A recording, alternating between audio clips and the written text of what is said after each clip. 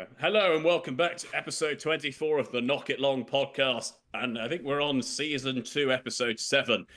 And well, a man that has been knocked down more times than Jake Paul and Logan Paul combined is welcome back onto a podcast. Dr. Pemberton has returned after being publicly sacked 4 times due to Domino's deliveries, shopping's being delivered, and a dog being dropped off. But welcome back, Dr. Pemberton. You seem to be a cat with 9 lives. How are you doing? Yeah, I mean, when your boss has a shotgun, at the back of your, neck, it's not easy. But it's great to be here again. I'm looking forward to talking some football. Very good. Again, as you know, with these guys, they give you short and spicy answers. And our editor-in-chief, the other CEO of the organisation, our chief editing officer, Mr. Taylor, how are you? I'm good, thank you. Did you just promote me to CEO there? Or do you mean chief editor? No, well, you'd have a joint title with CEO as chief editing officer. Oh, I see. I get it. Okay, that makes sense. Yeah, I'm good. And welcome back, Joe. Good to see you. And I hope you have been enjoying the previous episodes. I've loved every minute of it, and I've loved this now in person. The visuals, the YouTube. We are opening up. Yeah, we've moved from the 20th century into the 21st century, and we now record on Discord, and we now publish our videos on YouTube. We still publish on Spotify, but we would really like you to like, follow, and subscribe us on YouTube. Please tick that yellow bell or whatever they say, or the buzzer, whatever it is on YouTube, and please follow and like and engage with our content. Anyway, to kick this off, what's your favourite ice cream, Mr. Taylor? I'm not getting involved in this, Tom. There's more important things to do. What's your favourite ice cream? As I told you before we started recording, I'm in the Solero phase at the moment. It's very exciting. The mix of mango and pineapple really is a revolution in the ice cream world. And what about you? Always having ice cream in the winter, or what is that? Is that a new thing or what? No, it's not a regular thing. I just sat in the Tesco aisle going Haalands or whatever it is, or the chocolate fudge brownie that I would normally buy is currently too expensive and not on a club code offer. Soleros look a bit better, and I'm going to get some Soleros. So I bought 3 Soleros, and my wife quite likes them as well, and I like them. What about yourself, Dr. Pemberton? Do you have a favourite ice cream? It's a classic Magnum classic. It's always been pretty silly to me. Although that's always been pricey, so any special occasion. The vanilla one. The vanilla one? The white chocolate? No. White chocolate on another day maybe, but most days. Well, are Tottenham a bit vanilla or are Arsenal a bit vanilla? Let's move into the Premier League. Let's go to the top of the table, which Arsenal will not be at the end of the season. But Liverpool, early title runners. Dr. Pemberton, what do you think of the Premier League title race so far with 22 games in now? Is it a done deal? Arsenal dropping points, throwing away a 2-0 lead. It's been a very bad month, January, for Arsenal so far, hasn't it, Dr. Pemberton? It has been. I would first say that I think this has been the most exciting title race in a long, long time.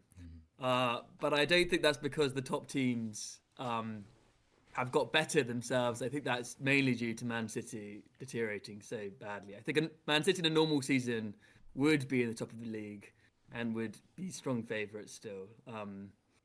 But Liverpool have done very well, and I don't think many other clubs have. I mean, Arsenal always seem to be thereabouts, but never there at the top.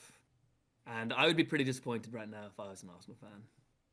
Yeah, I would also agree with that, particularly when you buy the referee and you have 12 players versus 10, like the FA Cup last week. But anyway, Mr. Taylor, I'm sure, very well done. You were chomping at the bit to get it, I'm sure. What are your excuses for being second in the league and winning 1 trophy in 5.5 years under Mikel Arteta? Well, I don't think it's an excuse, but I mean, we've talked about it in our little group chat. But the amount of injuries is ridiculous at the moment. I mean, if you look at it, our forward, Mr. Speaker. I don't see this. I mean, you've got about 3 first-team players. Well, okay, let's compare the teams. Let's compare Arsenal and Man United and Liverpool right now. So the last 2 games, okay. They bring on Jota against Nottingham Forest, and they snatch a point in the last 10 minutes. They have the depth to bring that on. £40 million. £40 million Jota. Hold on. There's a difference between having an injury crisis and just having depth in squad.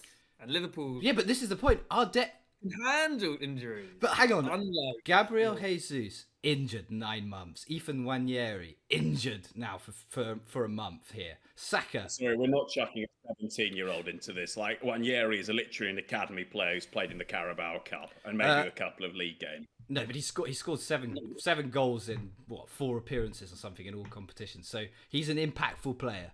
Nwaneri is an impactful player. There's no denying that. And actually, he's someone that kind of goes against the kind of machine-like structure of Arsenal's team. So he's a very important player, actually, that we do need. But yes, okay. So let me just finish the point then. £40 million Jota comes on against Nottingham Forest when they're 1-0 down and scores in the last 10 minutes.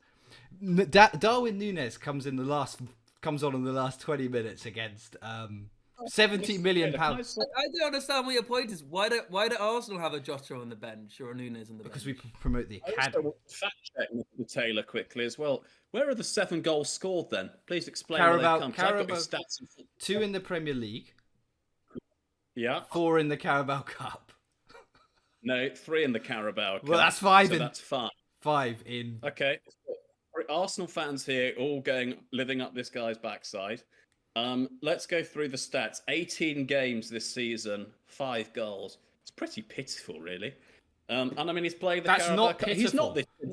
That's not pitiful. Well, it is, but I mean, the stat you gave us previously was 7 goals in 4 games. 5 in 18 is a little bit different. Anyway, just fact checking Arsenal because they buy referees 12v10. So just checking the facts. Carry on, please. Okay, but I think. Okay, go on. Okay, I'll just say I do think that yes. Okay, this is where the I agree. Arteta probably should not have prioritised another midfielder in Marino, and probably should not have prioritised a left back who's not getting in the squad now because of the brilliant Lewis Skelly. But we should have gone for someone in the forward department. But I just believe that if Saka or Jesus or anyone. It's just unfortunate. It's unfairly thin. Unfairly thin. I'll ask 2 questions. One, where do you get this idea that Jesus is a kind of natural goal scorer? Well, he's had pretty pitiful return since he's been at Arsenal, I think. Yeah, but he just started hitting form. 5 and 2. 5 and 2. There. I mean, why do you think Arteta didn't choose to get a striker last transfer? I totally agree with that point. I don't understand. I do not understand. Maybe he just believed that might have been why Edu left Arsenal, because there must have been some conflict there. I do not understand it. I do not understand why we haven't. We got rid of Nketiah and we didn't bring anyone in. I don't understand it. I agree, but I do still think that compared to Saliba's out yesterday. If you take Salah and Saliba and Van Dijk out, that's the equivalent of Saka and Saliba. I mean, that's a huge. I think they have the players to cover Salah though. That's the difference. They've got so many top forwards. Liverpool. I think Van Dijk, would be a big miss, but yeah. I think that's you watched their second goal yesterday. Chiesa, literally, who's barely played probably 20 minutes. It's unbelievable. I didn't even know he was there. Yeah. It's an unbelievable depth in squad, and that's why they will go as far as they will go now. I remember Liverpool spent £10 million they bought a goalkeeper for next summer, but that spend, let's say, goes into next year. They spent £10 million in the summer. Yeah. Like Liverpool, we talk about this, but Liverpool have squad built very well and have managed their finances very effectively. And again, have also sold players in the past, like Coutinho, for a crazy amount of money. And what I think they're better at than a lot of clubs is they sell players who are okay for 20 million, like Jordan Ibe, these sort of players. They get rid of average players. I mean, Arsenal did it a little bit this summer, actually. You raised about 65 million for squad players in Nketiah and Smith Rowe. Who really didn't play that much last year. But I think you're right, you do miss an option off the bench because Havertz is a very easy striker to play against because he always wants to drop into the 10 position. He's not as bad as everyone laments him to be. He's still got 13 goals this season. Yeah. But that's not a striker that's going to win you the Premier League title. And the other thing is, and I know we joke about this a lot in our group chat, but Arsenal's footballing quality has really regressed this year. in terms of the way that compared to I remember the Arsenal team that played Man United. I think it was Arsenal won 3-2 against. It was when United were in their first season with Ten Hag and things were going quite well. And it was a really, really good game of football between two sides playing very pretty attackingly.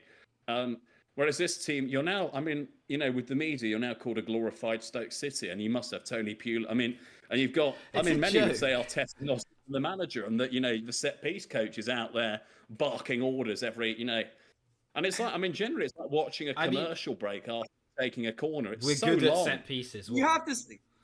It is reminiscent of, come on, Rory Delap, the throw-ins. I mean, when there's about a 30-second interval before that actually happens, and there's that sense of expectation. I think we just have incredible dead ball takers. Like, Rice is the best dead ball taker I've ever seen. He can literally get it on the most perfectly awkward spot between keeper taking it and the centre-back clearing it. It's that perfect grey area that we just rely on that a bit too much. I mean, Gabriel might be your top goal scorer by the end of the season. well, fair enough. I mean, if he does, I liked Arteta's response when the guy said, "You're like Stoke." He just said, "Good. We want to be the best in all aspects of the game." I remember when you Arsenal fans wanted to play good football and they hated Stoke. Well, we're not breaking people's legs like United tried. Spurs tried as well, and in the last two matches. I mean, let's remember the guy that raised his hand was Havertz had his arms around Ugarte's throat, which Arsenal fans don't like to promote because they say that he got headbutted. But let's remember. Have you watched? He was headbutted. Havertz says this, right? Yeah, but he was headbutted. Ugarte headbutts. He wasn't headbutted. I mean, okay, well, naturally, when I next see you in London, I will grab you by the throat. I'll grab you by the throat, and you could then headbutt me. It'll probably feel like quite a natural response. I think if you watch it, anyway, never mind. Okay, yeah. Do you want a quick word on that game, the Man United Arsenal game? Just as you're both I do think just for entertainment value. What? You bought the referee delivered the referee. It is the second worst refereeing performance I've ever seen in my life. The only other one that relates is Chelsea versus Barcelona in 2009 when Tom Henning overburned. What? Literally had to go into hiding because he received threats from Chelsea fans and never refereed again in the Champions League. I mean, what were your issues? The penalty? No, I mean, Maguire, who is a rugby player, gets his arms round Havertz's chest. Well, let's. I mean, the penalty's ridiculous, right? I mean, every decision went in. I mean, United apparently 25 fouls or something went in. You were extremely physical. You were extremely physical. It's interesting. You have to be that physical. Bruno's cleaned. Bruno is very physical. On the edge of the box. Has a tantrum, by the way. Yes, but I mean, I'd have had a tantrum with that referee. It was just, and look, football had a great way of delivering karma that day. I don't. This is ridiculous. I mean, Joe, you watched the game, didn't you? As a non-bias, every fan, by the way, even Arsenal fans, the referee was race. No comment. As a neutral, I probably did want United to win a little bit, but basically as a neutral, I did think, I mean, you missed a ton of chances. Yeah, that's clear, Arsenal. I mean, Havertz. Yeah. But what about the referee? Let's go to the referee. The referee clearly had a poor game, but that was the most passionate one. It was the best performance I've seen from United players in a long, long time. Very physical. Where it actually felt United were better against Liverpool. We played much better football against Liverpool. But I saw the fight. In terms of watching your fight, I mean, every player was, I thought, giving it 100%. Which isn't normally the case for United. They get up for the Arsenal when they know they're on TV, and there was something about that energy. I don't know. You kind of thought they would always. I don't know. When it got to penalties, I always thought they were going to win. When it got to 75, I was kind of resigned to this. I mean, when Donkey Havertz, from 5 yards out, somehow clears it. It was sort of destined, wasn't it, for the win for United? But I mean, you've been nasty about Bayern, dear. But Anana had another howler today. And let's come to Man United. Okay. We'll do Man United in the next segment. Let's finish on the Arsenal. On the Arsenal Liverpool. Okay. Oh, can I just say that Arsenal play Liverpool away? When is that game? It's 3 games before. It's 3 game weeks before the end of the season at Anfield. Okay. Depends if the title's still going. So they are officially. If they win their game in hand against Everton at the last Merseyside derby at Goodison, they will be 9 points ahead, and I think that's scheduled for February 7th or something, early February. So they'll be 9 points ahead. I think Liverpool will lose to Bournemouth. I don't even though they had 30 shots the other day against Brentford, I don't think.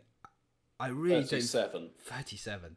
I don't think they. I don't think they're as good as their position in the table is. When we played them at home, I thought we were the better team. I really did think we were the better team. So I think there are 3 games in my mind now. I think City look back. I mean, they've won 6-0 today. City, they've got to play City away. We've done that. We've ticked that one off.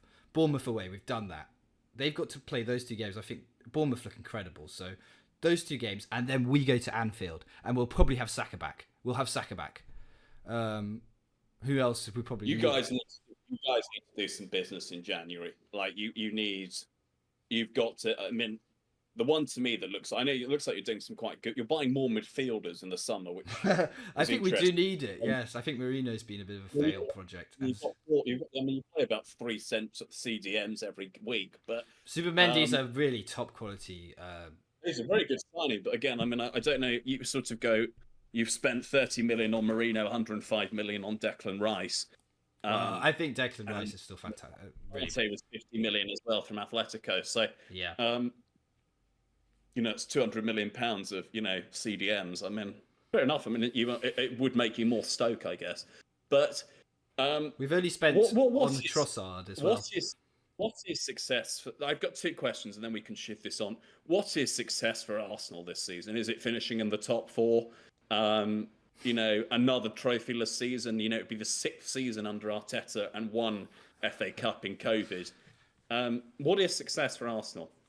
Well, I think given the injuries, I will now say, I still think there's more twists and turns to come in this season, and I actually think City might push as well. Even I don't know. I'm kind of worried about that. It's going to look like they're coming back into it now with their run. Like they've won 6-0 today. Yeah, picking up. We'll talk about it a bit later. But okay, to finish on Arsenal, then I think that it's just not gone for us this season. You do sometimes need to get the luck, whether that's a ball that doesn't hit Havertz's hand by a centimetre and hits his chest and goes in, or the referees don't bring in this insane rule at the start of the season that they don't use again with the ball kicking the ball away.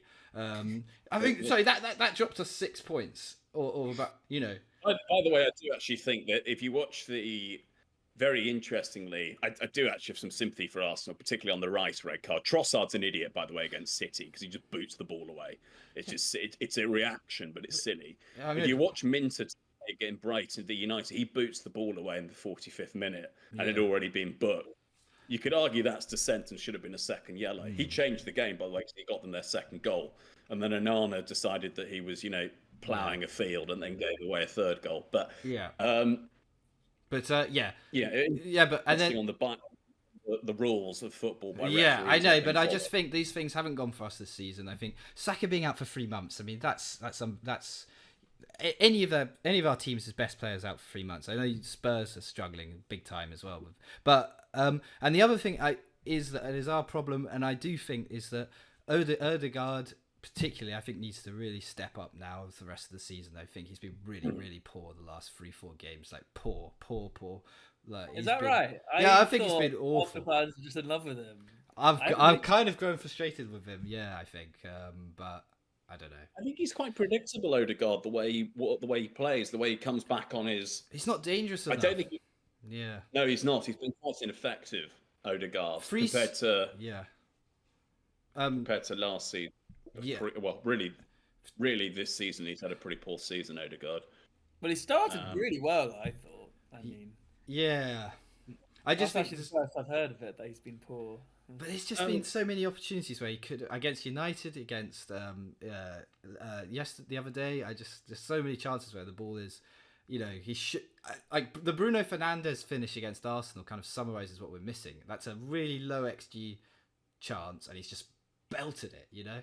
That's what we're missing with our front line, really. But yeah, that's it. Yeah. And can I just ask you quickly as well while we finish the Arsenal segment? Do you have concerns over Arteta just being a nearly man? It would be 6 years by the end of this season. So loaded. 1 trophy in 2020, 5 years without a trophy. I mean, I raised it yesterday on our group chat. Are we going to get another 9 or 10 years with Arsenal without a trophy? And then it will be, and it gets quite nasty these days. Well, we saw it with Wenger, when the Arsenal fans turned on Wenger after being the most successful manager ever and 22 years in charge. Is this going to happen with Arteta? Are we going to see the Arteta out brigade kick in again on Arsenal? And by the way, to people that watch this, I don't have an anti-Arsenal agenda. I just listen to a lot of Arsenal fans who go on and on at the start, and particularly to our person who's an Arsenal fan here, who at the start of July every year goes, we're going to go and win the quadruple. I can't see any team beating us. And then I sit here every year about this time of year and go, you're still trophyless. You haven't won a trophy. And now it's like X number of years. We're now entering 5 or 6. So let's just ask you that. When do you turn on Arteta as a nearly man? I think you just have to look where we started with him. And I think do still think we are the best I think we have a lot. We spend less than the teams around us. We have less wage budgets or whatever you want to say. Hang on, let me finish, please. And I think that the coaching group that we have, and the way he's brought them all in. You see Yova, you see him standing up front. I think the way the sort of culture he's got around it, and the I think we are the best coached team. Last year we were the best team off the ball by a mile. We scored more goals in Arsenal's history last season. We scored more goals in Arsenal's history than any other season. I think that it would be insane. I think that the injuries and stuff you can't ignore those factors this season.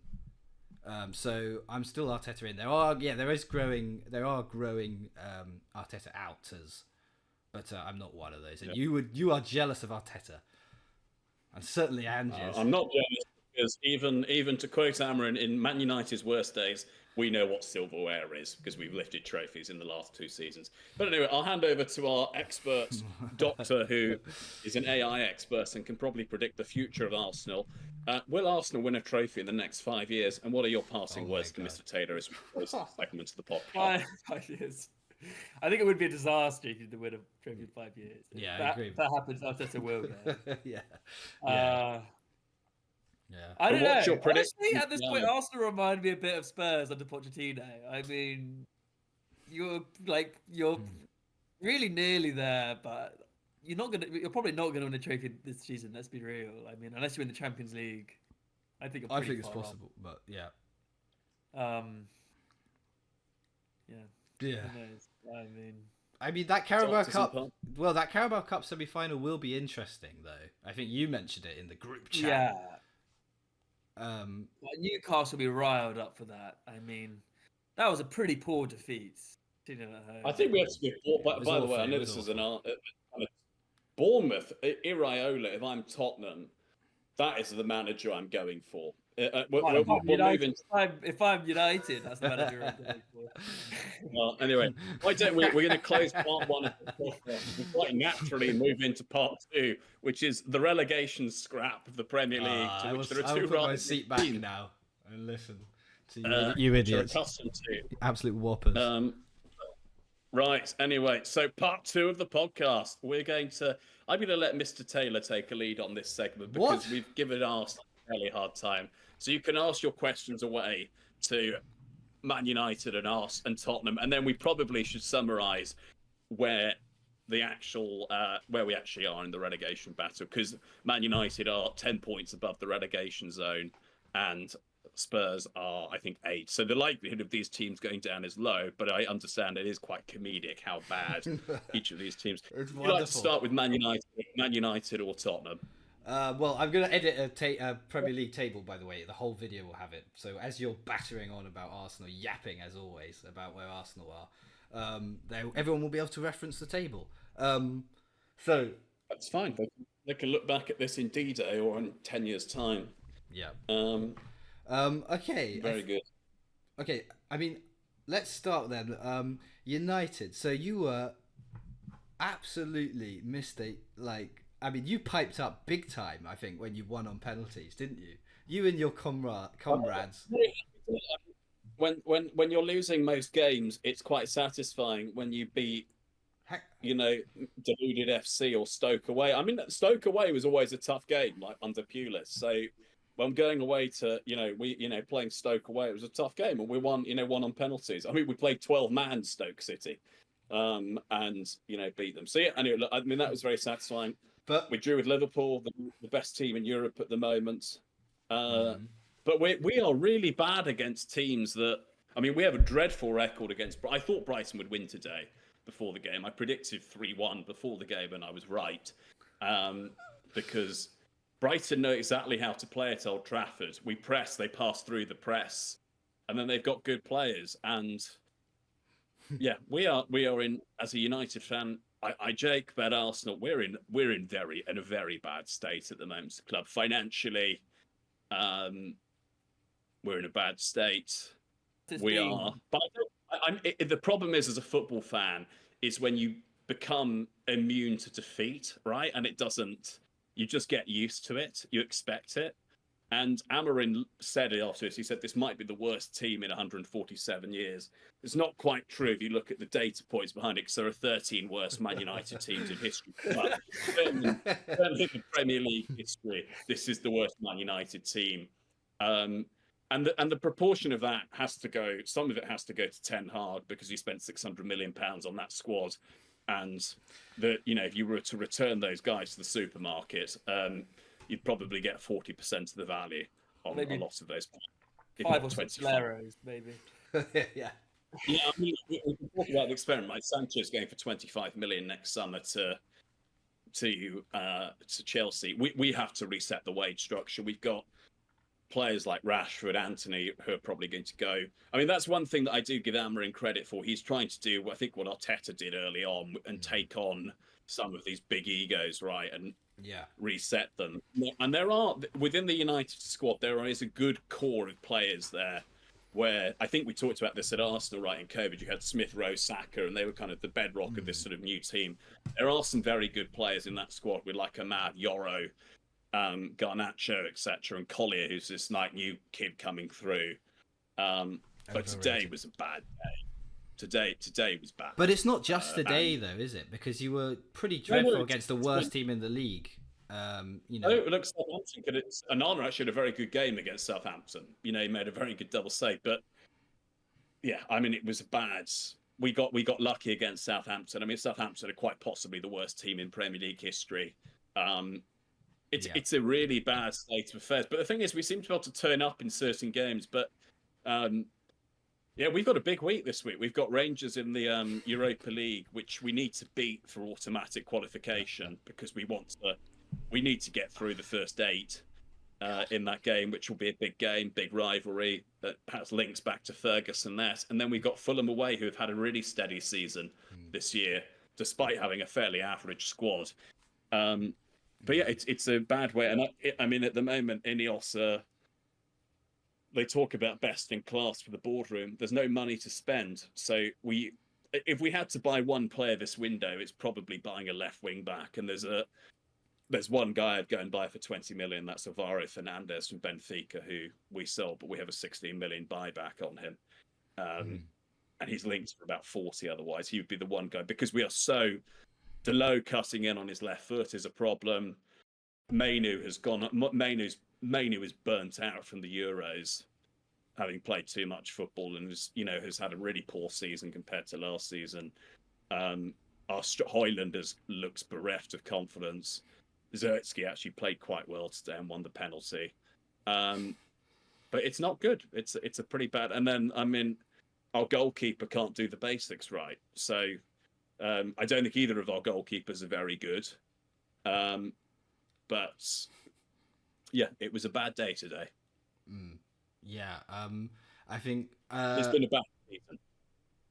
Yeah, dreadful. I mean, Doctor, do you want to get in there before we start barraging Tottenham? Is there anything you want to quiz this guy? God, I don't know. I feel like with United, I've been having the same thoughts since the end of secondary school. It's true. It feels like every season. It really. I mean, you did finish third. Was it third, or did you finish second with Mourinho? Second, yeah, it was, wasn't it? You probably look at the ratio of Man United managers. Ole Gunnar Solskjaer from league positions is probably our most successful because we finished third in 1920, and then Arsenal finished eighth, by the way, for people on this podcast, and then Arsenal finished eighth this season. Arsenal and United finished second. But tide is probably turned since there, just for reference. But anyway, yes, back to you, Dr. Pepper. Well, I don't know. I mean, it's not a trend anymore. Basically, is what I'm saying. It's been okay. You've had, I think that one or maybe a couple good seasons, but otherwise it's been like so poor and terrible. I don't know. I mean, dreadful. Yeah. I'm starting to feel this, feeling numb to the pain, and I don't know. I think it can create a very bad like culture around the club when you get used to losing so much, and it's so hard to turn that culture around. Yeah, I mean, in the last 10 years, how many managers have you two have had? I mean, constant change. I mean, we've only had. Spurs have had less. I mean, we had Pochettino for quite a few years. Oh yeah, that's true. You did, didn't you? Pochettino. I'd say that you'd be that far behind because you went through Conte, you went through Mourinho. That's true. You went through a lot of the same. You went through Nuno. You're probably at a similar. If you take United, I think United probably have had a similar number to Spurs, if that. We've had, I think. Well, what have we had? If you take, I mean, look, taking interim managers out, right, or people that manage 4 games, which is pointless. It's Moyes, Van Gaal, Mourinho, Solskjaer, Ranić, Ten Hag, and then Amorim. That's it. So about 6 or so. It's not a great look. I think my hope for Ruben Amorim is that it doesn't get so bad, and I think I'm very concerned by the owners of the club because we could have been bought by. It is bad at the moment, and I do wonder whether we're obviously linked with this big bid from Qatar, and I never really quite knew what I wanted, but you do look at it, the Glazers, and I mean there was a lot of good PR last summer, lots of good talk, but I mean it's not been great this year. We're 13th in the league. We've sacked Ten Hag. Amorim, I just hope, because I think he has to be given, and I say this with every manager, has to be given time. I just hope Amorim makes it to the summer. I think he speaks all the right words and so on, but it is so bad that... Do you really think there's a chance that he will not be given the confidence until the summer? Is there a chance of that? Because as you said, it does feel like an Arteta model where... If United finish 14th, right, and don't win a trophy, I don't think... I don't know. The problem... You need to... The problem I have... Yeah. The problem, and I'd hope he's on the time. I do, because I think the problem is this system as well. He's so fixed to his back 3. He's not going to change on that. And that's probably good. But we have... I mean, there have been a few there have been a few fruits of labour. Ahmad has become a really, really good player under him. And look, we're becoming... And the problem is now is every time we give the ball to Ahmad, he's the one player that does something in our team. He takes players on, he excites. Him and Bruno Fernandes are probably the guys that get the outputs in the team. We don't have an effective striker at the moment because Haaland is not effective, although he has got 7 goals. No, he's 64 million, rising to 72. Let's remember Arsenal bought Pepe for 72 million. And he was better, and he was way better. Anyway, we'll move into... What? But Haaland is 21, so... Let's give the guy a chance. Well, Pepe's numbers were better when he played for Arsenal. Miles better than Haaland's. Well, he left on a free transfer, so well, that happens. Haaland will in a couple seasons. I can't see why anyone would want to go. Anyway. If you look on transfer, he's crap. He's still valued at 60 million. Okay. Yeah. So, should we get into Ange then? Is there anything the doctor wants to ask on Man United? Yeah, actually, I have one more point after as well. I actually have quite a lot of sympathy for Tottenham, so it's probably going to be more of a therapy session. Why? Where the hell does that come from? I like Ange as a manager. My question, I mean, we could be all day with my question, but what do United need to do if you were if you were Jim not even the CEO, because maybe you think the CEO should be changed, but what do you do? I don't think the CEO should change. I think Berard is probably very good, but I think he hasn't got the money to pull the strings. I don't know. We probably need to do a top. It might be we need to Tottenham build a new stadium now because Old Trafford is a crumbling wreck. We need to do the thing that Tottenham do, which is probably get a stadium that can bring in an extra £100 million a year over, and it's going to cost £2 billion. It's going to be a lot of money, but we need that kind of Tottenham Hotspur Stadium, Emirates. I mean, how are you going to get the new stadium at the same time reinvest in your squad, which needs? Well, yeah, so the one thing is with PSR, your investment in the stadium is not included in those losses. Okay, but what do you think the owners? I mean, where will you get the money from? I mean, do you have that much? It will be more borrowing and interest on the club. That will be it. It's going to be £2 billion. We don't have. I mean, they've had this. They came out with the findings last week on it. So they interviewed about 50,000 people. The preference with about 55% of them is to build a new stadium. 35% said redevelop Old Trafford. And the reason on those numbers is for Old Trafford, for the new Old Trafford or whatever it's going to be called, it will cost, they would want to build 100,000 stadium. So there's lots of things. If you look at a lot of these new stadiums in America, right, they have all of these like fan experiences and everything. And there's loads of ways of bringing in extra revenue. So there would be that kind of thing. The other thing is they could redevelop Old Trafford, and they said that could take capacity to a maximum of about 88,000. And all the other things, nothing with Old Trafford, which is not an option because it's the Glazers have left it negligent for 20 years, which is why we're building a new stadium. Had the Glazers continued to take care and maintain the stadium, but surely it's not the biggest issue. I mean, your capacity is bigger than at the Emirates Stadium. You know, it's 74,000 the capacity. Well, that's 40. Yeah. I mean, we always fight where the club is. We always sell out. Yeah. I mean, I think I don't know. I sense a bit of a naivety. I think it will affect your transfer spending. I mean, at least as a Spurs fan, you look at the summers where we were freaking building that stadium under Poch, and we just weren't investing in the squad at all, and you know, probably affects us to this day. Those decisions. That's one thing you did have with Daniel Levy. He is a smart man financially. He's clever with finances, and he does, I think, have the best interest of Tottenham at heart. Whereas the Glazers have taken out 300 million. A lot of million. Tottenham fans would dispute that. You've had so much money pumped into your club. I think you're extremely spoiled individuals. You've probably Tottenham probably had more money pumped into theirs than Arsenal, but we have a larger. Our management is dreadful as well, but. Right, I'm going to set 2 stats on this, then we're going to move to Tottenham. Let's compare the last 2 summer transfer windows. Arsenal spent £200 million in the summer of 23. Liverpool spent about 140 million. The summer that's just passed, Arsenal spent about 120 to 130 million. Liverpool spent 10.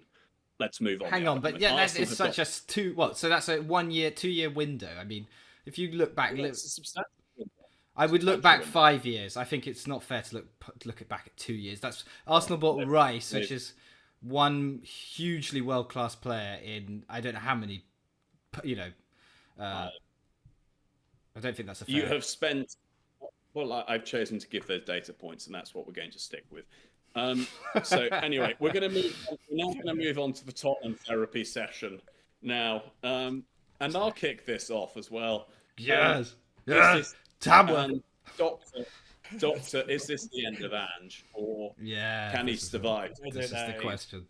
Hold on, I was looking up something. The last time he went on a run this bad, I don't know, whatever it's been, like 4 losses in 6 or something, or 5, was when he was with.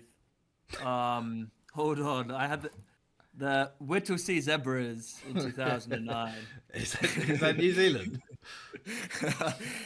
It's Australia. Of course. They're currently in the 2nd division. But anyway, do they need a manager? That eventually. Yeah.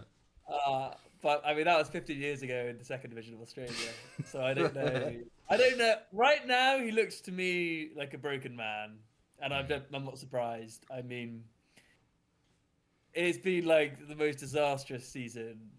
I don't think any Spurs fan would have predicted this, or member of the coaching team. I mean, what can you say? It feels like everything that could have gone wrong with the squad has gone wrong. I don't think you bought well enough though in the summer, because you bought a lot of prospects like Odeberg, Bergvall, Odeberg, Gray. what a weird signing, Yes, I agree. But I think these signings I think Bergvall is a really good player. And Archie Gray is going to be a really good player. On those guys as well. You spent more than Arsenal in the last window. Yep. You spent about 150 million. Yeah. Okay. I'll trust you on that one. He knows his data points. Bergvall was a we should have got... Gray was 40. That's 18. Solanke was 60. So 140. Ridiculous. Plus you bought Ensky now as well, right? 12 and a half, 142. That's dreadful. A big difference with this season, also that I will say, is that we've been in cup competitions and we actually stayed in cup competitions. We have Europa League. You're competing. We're competing. I mean, if we do look at our one win in the last however many games, it was against the best team in the world right now. So that takes a lot of energy, and we're relying on literally we're in the Champions League, mate. Every week. I mean, you look at a player like Archie Gray. He's 18. I mean, he's probably doing his A-levels, smashing it in his own net. And Archie Gray. He's been asked. They're out of position for I don't know, since December. I mean, has that ever happened? Like 2 centre backs and the goalie have been out for it feels like an eternity in the busiest part of the season. And both those centre backs were injured before, and they both came back for one game. And bad management? Yeah, is that bad management? It is bad management. I don't know. He rushed it. I think it was Chelsea at home. Yeah, I remember Van der Ven. Yeah, that's bad management. I mean, that's what pressure does to you. It makes you make bad decisions and rush things. Yeah, can't handle it. Go back to the Zebras.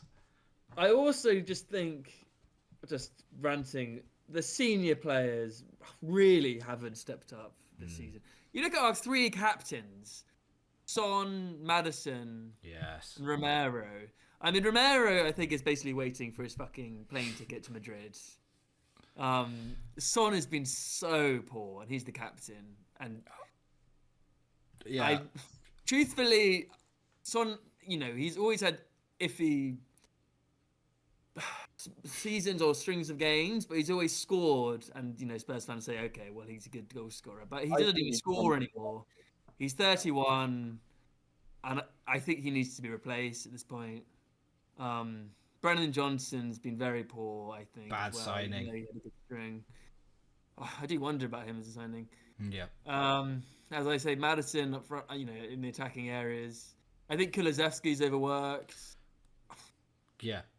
I mean, the list of problems at our club. Can I ask about Maddison then? What's the situation with him? Because I don't understand.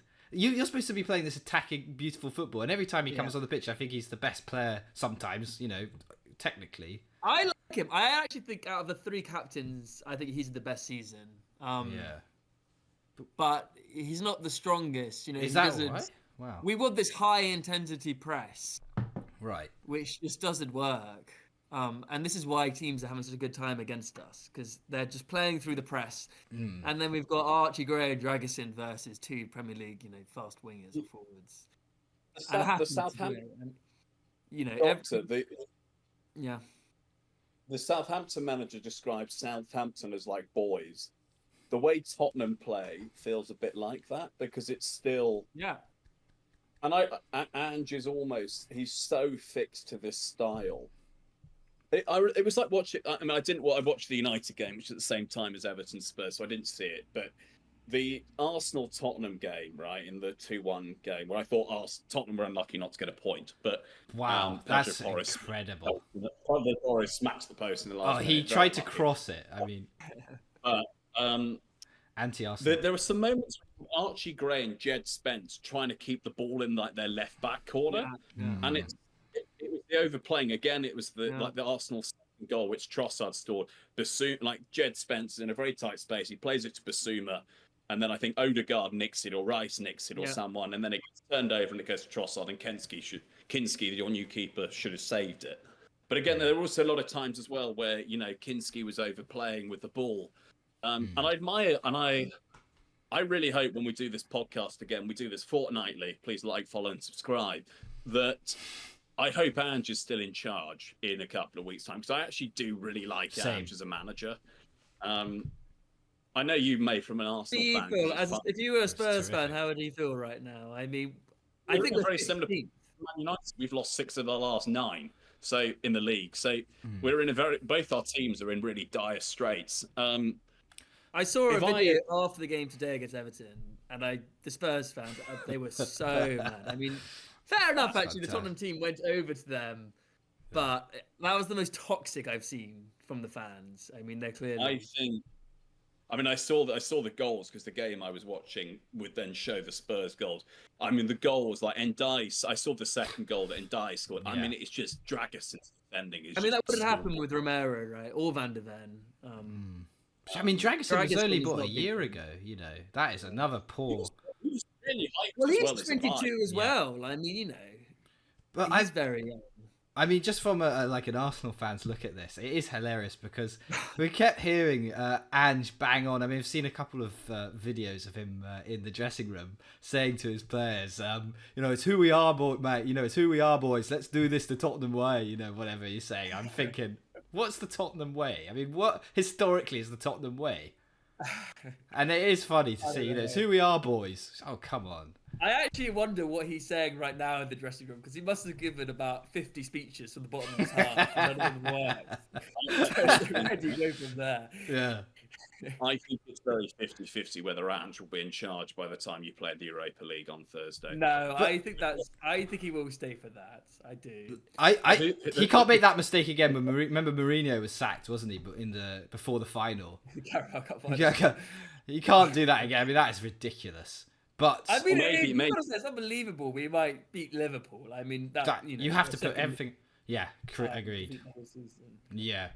The question is though, if it's probably you're playing in early February, right? So there's probably another 3-4 games within that before then.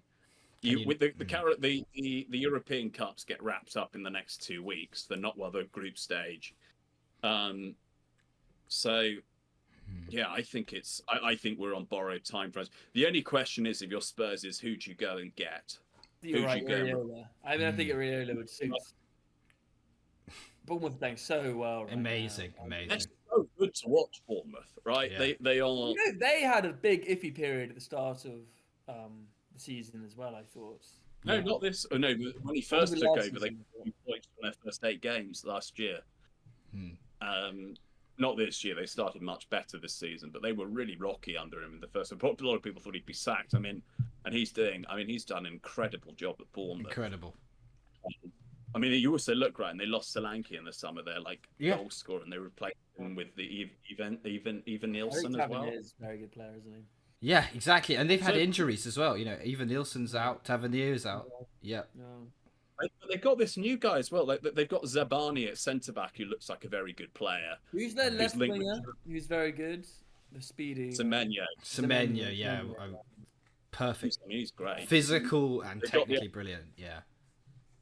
And they've got Houston, who's this other left centre back as well, who's come out of nowhere and looks very good. And it's all coaching. They're just a very It's very good coaching, but they've bought well as well. Yeah. They've got a very good squad. They've got Ryan Christie, who's been there for a long time. They're just well run. Yeah. As a team, and I really like it. Big respect to Bournemouth, by the way. They play in a stadium of about 10 to 12,000 people. Yeah. And actually, you know, I don't think they have a huge recruitment data, team in the background looking at these players. So I just think it's an incredible the way Areola's been able to get these players playing. Well, it's the 3 clubs, right? The 3 Bs: Brighton, Brentford, and Bournemouth. All of these clubs have done. Brentford's in the GTEC Stadium, it's 16,500 or so. Again, they punch above their weight every season. They're a mid-table team most seasons. Bournemouth are pushing in the top 4 or even the top 6 this year. Brighton, again, have been very, very... I mean, Brighton, I think, are the exception to the rule here. Their squad is really, really good. I actually think Brighton are underperforming. Yeah. Should be, actually. They could... If they've drawn a lot. They've only lost 4, right? But they've drawn 10 games. Yeah. But anyway, let's finish up on Tottenham, and then we'll move into the final part of the final segment of our podcast. We are. Yeah. Transfer window in Man City, who seem to be the only club doing any business. Yeah. But what gets Spurs? What would be success for Spurs at the end of this season? You know, when we play Liverpool early February, we will have, I think both our centre backs back. 1-0 up. At League and the Anfield. FA Cup, right? You're in more competitions than Arsenal. Yeah, we're juggling 4 competitions. One of them is a Farmers League. What is it? Europa Conference? But the Europa League. Never managed to win that Farmers League in multiple attempts. So. We're back where we are. I think by just being. Just very quickly on Arsenal's history as a club: 2 League Cups, a lot of FA Cups in the Premier League. They've never won they've won Champions League final. So Spurs have made a number of Champions and you'll League never be finals. back in the Champions League again. You'll never be back in the Champions League again. 1-3, mate. I've seen it twice in my lifetime. Yeah, so well, you'll never be back again. You're going. So thank you. I think if we can just finish mid-table and get somewhere. I mean, I think if we won the Carabao Cup and finished mid-table, that would actually be a success. Would you keep Ange? Yeah, would you keep Ange then? If you won the Carabao, if you won us the Carabao Cup, yes, I would. Yeah. I mean, that's the big deal for Spurs. We haven't won the true, exactly since 2008. This is a long time. Your squad is better than Chelsea's. There's a lot of There's a lot of talent, but what can you say? I mean, our squad is it's just I do have sympathy for Ange, even though I think he does make mistakes. You got to have sympathy for him as well. No. He's paid an awful lot of money. In my day job, I walk past people paid less than. Okay, well, Ange, you should not have he's not earning his paycheck right now. No, I have. I'm going to close this segment by going, Ange, I hope you're still with us, mate, in a couple of weeks' time. Right. Anyway, we're going to move into our final segment, which is the transfer window and really Man City, because there is nothing. We were going to bring Fabrizio back on, but there isn't a lot going on. There is really Man City are the only club signings at the moment. Will we be able to get Fabrizio then, in a fortnight's time? Well, we might be able to for deadline day, but maybe we get Fabrizio in the summer. No, I think we should get him in January. There are big questions. Arsenal need someone. United probably need someone. Spurs probably need someone. I don't know if these clubs are going to spend any money, though. That's the question. I think because of PSR. Deadline, in 2 weeks' time, it's the February the 3rd. Is the end of the deadline day. So if Fabrizio can make an appearance in 2 weeks' time, let's get Fabrizio. I think we should get Fabrizio. I mean, he's a great kid. If you can work your sources, Tom, and make a few phone calls. Come on, Tom. I've already spoken to Fabrizio this month, and he would be willing to come back on. But I think he's a very busy man, so I think we get him on at a point where there is news, and maybe the day before deadline day is the day we activate that contact. It's one of the Did you notice how around Christmas time he was posting like every single footballer saying Merry Christmas, and then with a nice picture of them with that family. I think we need that. Snodgrass, Robert Snodgrass, Happy Christmas. He did have a wonderful left foot, Snodgrass. He was a good player. He was a good player. They're like Charlie Adam. Charlie Adam. The hairline FC with and then we are let's go into the transfer bit, and then actually I've got a final segment we're going to close, which is Wally of the Year and Wally of the Week. I think we've talked about both of them already. We were just talking about one of them. Can I also, before we start as well, can I ask your favourite January signing for your club, if you remember one? Bruno Fernandes. Andre Arshavin. Vidic, maybe. Vidic. Was Van der Vaart Van der Vaart wasn't a January signing. But I don't think Van der Vaart was summer. I think Van der Vaart was summer. But I can't think of big. Yeah, big. You don't buy players in January. Under Harry Redknapp, we got Ryan Nelson from Newcastle. Yes. And that was as we were like pushing for the top 4 for the first time, in many years. And, that's fair. That's fair. He was so Ryan Nelson, Bruno Fernandes. But Andre, I just remember it was so fun back in the day. Do you remember when the only news source was Sky Sports with and the BBC Gossip column? BBC Gossip, yeah, fantastic. I remember the iconic transfer window for me was the deadline day. Andy Carroll and Torres when we were at school. Oh yeah, that was 2011. That was pretty wild. Pretty wild. I just have pictures Carroll. of Harry Redknapp in his car. Oh my god! half- Oh, we just got half- Messi. Oh, you got a Crenshaw. No, I'm not doing any. I'm not a wheeler dealer. Have you seen the Harry Redknapp series on ITV or something where he goes and manages the worst teams in the country? Oh no, I've not actually. I can't It's stand him. quite a good, I just quite an entertaining the watch. golfing class between him and Wenger back in the day. I just can't be bothered. You know. And so, Anyway, and Redknapp getting a 1 win. Oh god, yeah. Yeah, with the David Bentley. David Bentley and that 3-2 with at the Emirates. Oh, the Kabul one, yes. The yeah, Kabul game. Yeah. Just never deserved. Let's move into the transfer window, please, and then Man City. So this is probably going to be quite a quick segment because, as I said, there isn't much happening. Man City have bought, I think, 2 new centre-backs for about 70 million or something, one of them from South America, and they bought an Uzbek centre-back for 34 million from Lens. And they bought this guy Omar Marmoush, who's an Egyptian international from Frankfurt for 80 million euros, who was a free transfer to Frankfurt 2 years ago. So Frankfurt have done very well out of this. And have you seen the wage that this guy is on going to City? No, what is 300 grand a week for a guy that... I mean, what's the point? It's a lot of money. What's the point of competing? He's going to probably be on the bench. I mean, he's not going to be a striker, is he? Right? We had 4 academy players on our bench against Aston Villa. 4. With that.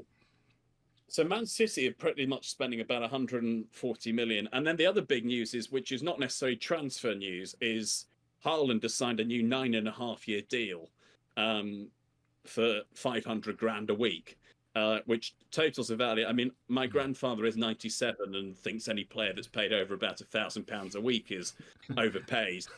And I told him this yesterday and he was dumbfounded. But yes, Haaland is signing a 9.5-year deal, which will take him through to the age of 34 years of age.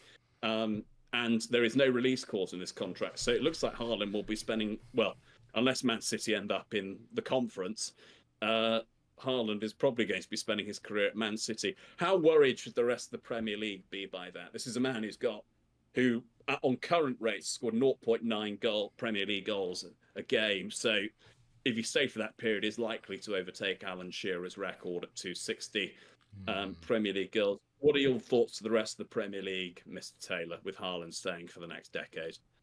Well, I think the most immediate question, I guess, for City then is how much of a kind of resurgence are they in right now? I guess that's that. I mean, are they back? They And look good. And what's Pep? And also the other question around the Haaland deal is what's Pep's future? I mean, I think Haaland must know that. I think there's, when these players make those decisions to sign those long-term contracts, they kind of know.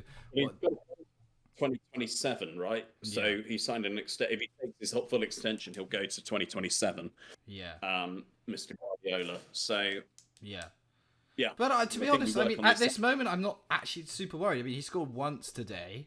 I'm gonna look short term on it. I know he's a machine and a robot and all that, but the last 15 games, I'm sticking by this idea I've had for a while that they played worse football with him on the team. I think they were better before he arrived. I think. Yeah, but then they won the treble. I mean, I know the point. I mean, But I agree with that point as well, though. 50 goals in 52 games or 52 goals in 54 games. But can you drop him? Can you drop him in that 10 years? I mean, what happens if you drop him? Well, yeah.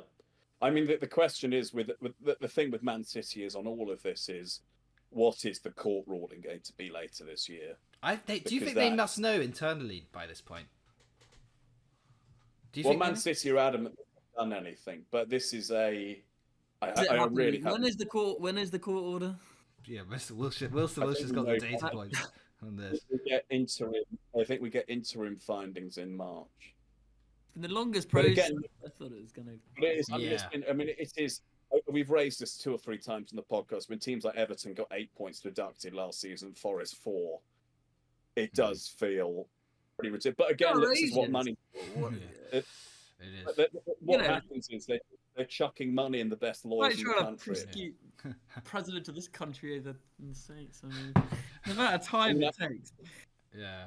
I do think that has to be some retribution. And I did, to close this off before we do Wally of the Week, I did enjoy Mourinho's thing going, I'm a 3-time Premier League title. Maybe I'm a 4-time Premier League title.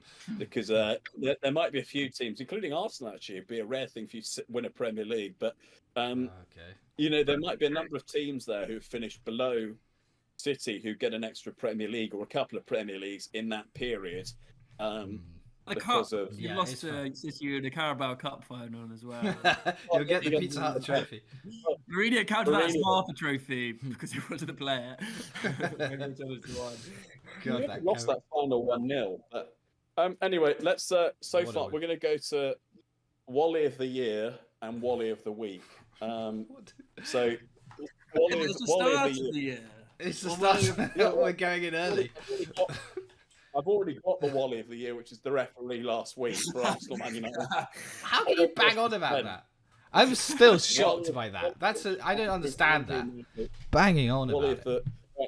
Look, you're going to have a lovely little cup run. You're going to have a nice cup run. You might go to the big stadiums again, but so I wouldn't complain. Enjoy your cup run. 4 years. Enjoy your cup run. We're playing in the San Siro. 2 trophies. 4 years. Will you ever go back to the Bernabeu? Will you ever go back to the Bernabeu? Will you ever play at the Bernabeu? I mean, I've done a stadium tour of the Bernabeu. So that's all you'll get. It got renovated. That's the last time you'll be there in anything related to United. 2 trophies, 4 finals, 2 years. Mickey Mouse. If I speak, I mean. Enjoy your cup run. Well, enjoy Arsenal. Be winning the Carabao Cup. You've been tears. But anyway, Wally of the Week. Who's been Wally of the Week for you? When was your game against? When was Arsenal United? Was it this time last week? I'm actually gonna say Guy Havertz. I thought. Poor guy. He deserves a Wally of the Week. Well, his poor wife is getting abusive DMs. I do not. I'm sure all of us here do not support that behaviour. But I have to say, knock it long. Why are you checking your DM? I don't understand why you check your DM. I mean, why would you check your? Yeah, I don't know. I probably set my account so that I couldn't be contacted. But that's what happens. But isn't it happen on Instagram? If you don't follow the person back, if someone sends you a message, it goes into like a requested folder. I don't know. Anyway, we're not.